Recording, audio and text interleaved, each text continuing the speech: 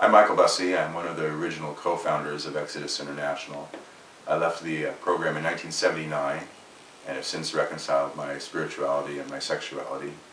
Now I'm a vocal critic of reparative therapy programs and of Exodus International.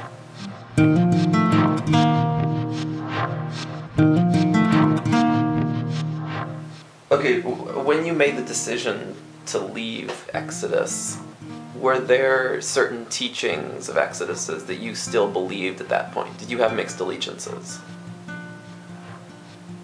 When I left Exodus, I still believed all of the things about who God was, who Jesus was. I still believed that He was fully God and fully man. I still believed that He had died on the cross as the full payment for sin. And I still believed that I was saved by grace. That never changed. I believed that when I first became a Christian in 1971. I believed it all through the Exodus experience, and I've believed it ever since. I've never changed in that regard. So I held on to the essential parts of the gospel and can't deny them as being true for me. I didn't know what to do with the rest of it.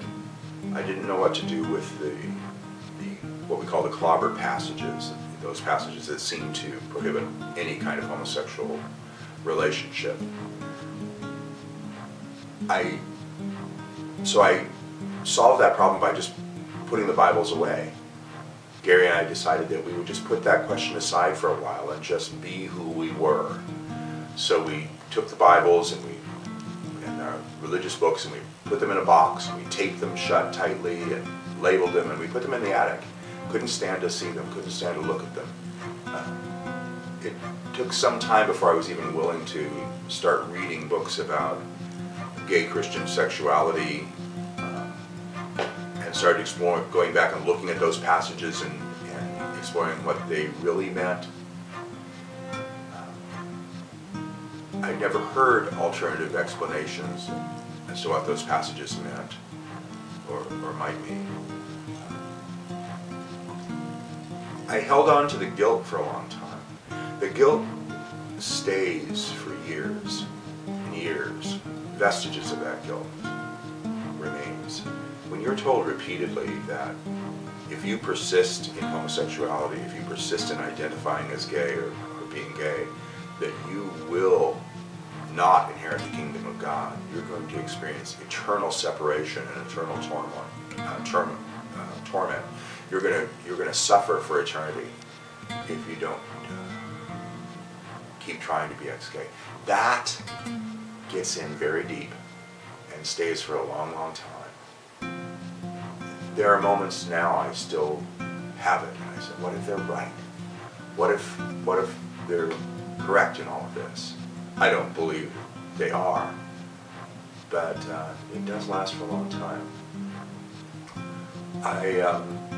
I held on to the idea that sex was best and was meant to be in a committed, monogamous, loving relationship.